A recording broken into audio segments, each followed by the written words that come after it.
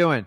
Good, good. It's awesome to be on. I've seen your videos for about 2 months now. All right, where you Um, at? I'm in Phoenix, Arizona. Okay, man. Wait, Yeah. it's like, is there a big moving sale to Phoenix, Arizona? My God, like everybody I've talked to this entire week, I'm in I grew Phoenix. up here, man. So it's home. But Okay, hey, what can I so help you out with, man? uh, um, I got some great nuggets here from listening to your conversation with Shawnee's, I believe was her name. Uh-huh. Um, yeah, one thing I realized is I don't really have a marketing plan other than bandit signs. I just got an order of 200. Um, Okay. I'm gonna be putting out 100 a week is my goal. Okay. And other than that, my question is my main thing is I have a real estate license. I got it back in 2018. I've never done anything with it, and I've never done wholesaling on my own. I used to do cold calling for some investors, and I would Okay. also put out bandit signs for them. So I'm really good at bandit signs. I'm a decent cold caller. I hate to do it, but Okay. I do want to. I do want to get into it and take my real estate business seriously. And I'm just calling you for help on how I can do both, if I should do both wholesaling and traditional real estate, and just some help with a marketing plan. Okay. So how'd you wind up with your real estate license? So my real estate license, this was during the time I was working with investors, cold calling Okay. for them and putting up signs with them. I kind of got motivated, and I'm like, hey, I want to get into real estate. My thought was, I'm just gonna go get a license. Yeah. Turns out getting the license alone doesn't pay the bills. Got to get some No. It, sales. it actually causes bills. So, Yeah, whatever. You got your license. Just kind of, and so I always tell people the license thing, unless your state requires it, and you guys know exactly what I'm talking about. I'm not going to like go over this. right. It's not going to make you a better wholesaler. It's not going to protect you. If anything, in my opinion, it creates a bigger liability because the question is, Which are is you what I'm worried about. yeah, are you representing the seller's interest or you're representing your interest? Honestly, the only people I've ever seen, I don't know everyone. The only people I ever get sued as wholesalers when like there's an issue with are the ones with the license because it's easy to take it down. Oh, he's got a license. He took advantage of me. I didn't sign disclosure. I get it. I believe in disclosures and they help, but the reality is like the fact that you have to do disclosures should give you warning that you're already in hot water to a point. So the problem is trying to switch your cap. You could say one wrong word and they get upset. You can sue a realtor for anything. They can sue the broker. And most brokers settle quickly with their errors and omissions. And that's why I'm just not a big fan. The problem is a real estate license is geared towards making you a realtor, right? It has nothing to do with wholesaling. They teach you Right. very almost zero. So got your license, decide to keep it or not, move on past that. If you want to do real estate and some listings on the side, it's up to you. Just make sure you understand the disadvantage that the license creates for you is you have to disclose in all your marketing that you're a licensed realtor. And Okay. if you want to unwind that, you have to find the steps to do that, or you just let it expire naturally. If your license expires, I don't know. Like, does that make you still ethically obligated to disclose this? I would I would die if I had to on all my. So unlike your bandit signs, are you gonna have to disclose your licensed realtor? I didn't put it on there. No. Okay, you're legally supposed to, Oh, just so you okay. know. So Yeah. like the guys, this is the problem with the license that nobody wants to talk about. It creates incredible burdens on you. And most people get a license because they think it's going to solve like the questionable part of wholesaling. I'm just telling you, it just opens up a whole new portal. I just spoke to a wholesaler last week. Actually, he posted online. It's out there for everyone to leave. Um, he's been reported. He just got his license 6 months ago. He's been reported 5 times, and he has to sit in front of the board and explain what he does every time. You know who's telling on him is other realtors. Mm. And so, if you don't have a license, you don't have to do the disclosures. You don't have to do anything because you're only representing yourself. So you'll have to solve that one on your own. I can't undo the license. I'm just telling you, make sure you follow the laws because I don't want someone taking advantage of you. The biggest downfall of having your license when you do the marketing part on your own is you have to disclose it to everyone by not, I don't even know it's a law. I guess it's a rule or you're subject to fines and being disciplined. And Understood. so that being said, did you have some success working with the bandit signs and cold calling when you worked for the other investors? Yeah, they were actually getting a lot of deals from them. They were getting a Okay. lot of deals So from my in the calls. Phoenix area. And Yeah, in how the long Phoenix ago was area. that? How This long was ago back was that? around the same time I had my license, which was in 2018 Okay. when I got my license. I mean, So you already kind of know it works, so you can yeah, go ahead and start using it.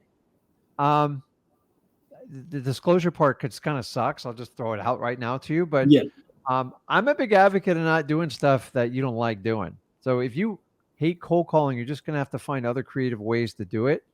Um, if you got to get some deals to get some money in your pocket to get your marketing budget going, then maybe go listen after 3 deals. I'm not going to cold call anymore, or I'm going to find someone to do the cold calling for me and manage it. It's not easy. I'm just telling you, like yeah. it's hard So enough I'm to do not. the cold calls to managing people like that. So you have to come up with a marketing plan, or you're just going to have like random ideas and Yeah. you're going to suffer from what my wholesalers does. So the first thing is you start with a budget that works for you. If Okay. you don't have $2,000, don't put $2,000 on the budget. Okay.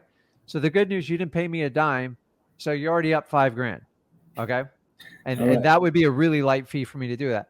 So come up with a budget, find the marketing medium that you feel you'll have the most success with and you believe in, and your convictions are very strong, and then go out and get the list and then execute it and come up with a 1 year plan for the rest of this year. Not Okay. 1 month, not 2 month, because that way you can have a spreadsheet and once a week, you or your significant other or whoever that maybe an accountability partner says, did you make this amount of calls? How many bandit signs did you put out this week? And just get, because you're going to have some weeks that are just going to be terrible.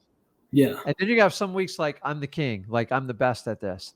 And what I'm trying to do is let you know, like, you are going to go on a massive roller coaster ride, and I'm trying to help you straighten out the track because you're going to run into this. And if you run wholesaling off of your emotions, you will get killed in this business. So having a plan. So start with a budget. Go, okay, I'm only doing cold calling and I'm going to do bandit signs. And then you can break it down. And then once you have that, you get your list and then you come up with a schedule and you just go, listen, no matter what, this is going to happen. It's going to happen. Even if I'm sick, I'm going to make it happen or someone's going to help me do it. All And that, right. guys, this is what it takes to be successful in wholesaling. It's just, you can't do it by feel. It's a hobby then. So Yeah, you of want to run a course. business, you've already kind of proven the model and you've seen the kind of money they make. So why did they part with you? Is my real question. I parted with them because I felt like I first of all I didn't like the cold calling, and at the time I was getting paid about 80 cents to a dollar per contact, Yeah. um, which made me I do at the time I was doing about 90 to 120 contacts a day, using Mojo Dialer, and I felt like I felt like an employee, which is what I was trying to get away from, and so I decided to stop doing that and go try it on my own. But at the same time, when I was on my own, I didn't know what I was doing. Okay. So do you have you written out what your why is? So my why is I is because I just want to be. I grew up poor, Mm-hmm. and I want to be financially independent and help my family change our family tree. Okay. And now I have my wife and our girls, and I want us to Okay. be So having a good life. here's what I need you got to go deeper with your why. Because it just sounds kind of moneyish, and I get it. Like, Yeah, there's stress and money gives you options, but like one of my biggest thing is I just didn't want to fall in the same trap as I did with my dad. Like, it's just like I'm just going to bury my kids in time. How can I do that? How can I go to every basketball event, wrestling? When my son wrestled for 4 years, like we traveled all over the state. I just enjoyed it. It wasn't about like making them this superstar wrestler. He was very good at what he did. He was much better than I ever was.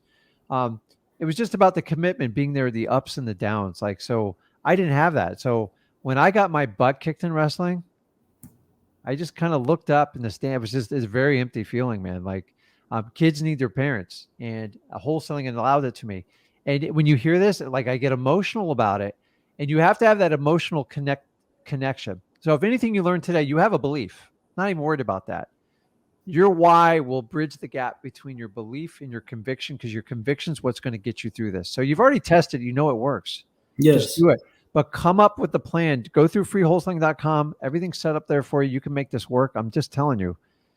Um, I like what you're doing, but you're going to need something a little bit stronger to get through, and you're going to have to come up with a plan. And here's the thing is, you're not going to know everything when you start doing this. And the person that wants everything done, they never ever get started. And I'm telling you, that is the biggest challenge with it. Most people complicate the heck out of this business. They make it like it's some big secret. I already tell you why, like it's a big secret. It's just so they can get into your pocketbook. So Yeah. why not just make it free and make it work? You've already tested out. You've already had some success, man. I would be super excited because you already know it works. You just got I to come up do. with a plan. So take Yeah. some of the actions. Um, probably some of the stuff you hated that they did, I'm sure. Yeah, Yeah. and I mean, I'm not against 100% not doing cold calling. I'll do it if I have to do it. I just want to know, if I have to do it 3 hours, 4 hours, 6 hours, I whatever would it do it till you takes. get your first 5 deals in and come up with a nice marketing budget to where you can start getting inbound leads and really scale Yeah. that sucker. No, I But see lately you're pushing the probates lead, and I've always the pushed it, buddy. I missed out in the first 9 years, and yeah, I'm trying to make up and tell everybody. Every county's different. There's always challenges. I always tell you the only way you beat resistance is with persistence, and it sure, works well. The nice thing about probates is they're cheap. They don't take a lot of time, and it is a big patience game. And you have to learn to listen to people. So it's not like you're making 10,000 phone calls with a probate. They're really like easy. You just who's ever most consistent with probates dominates them. Here's everyone. I tried probates, didn't work. Okay. You're 95% of the people do probates that way. yeah, That's how uh that's just the difference. Like everybody starts probates, nobody ever finishes them because yeah, everybody wants to make money today. And sometimes you got to be patient to make money. If I told you to plant $1 and you could come back and turn it into $1,000 6 months later, would you do it? yes, That's what you're doing in probates. So many wholesalers are trying to run everybody over to get the money today. If you want to play this long game, if you want to make a couple extra 100,000 a month, do probates. If you don't, then don't do them. I don't care.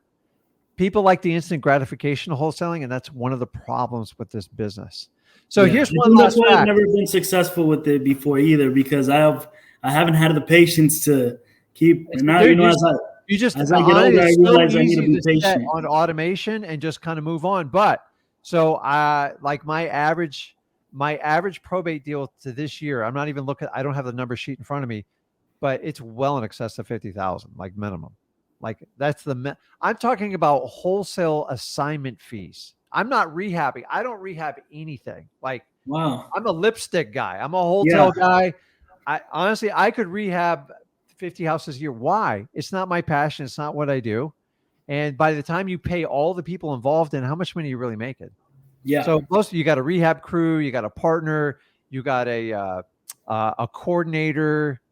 Dude, all these people cost money. You know this. So how long did you work for those guys in the business? All in all, about a year and a half or Okay. 2 years. So guys, I'm here to tell you, he is a prime example and he's proof.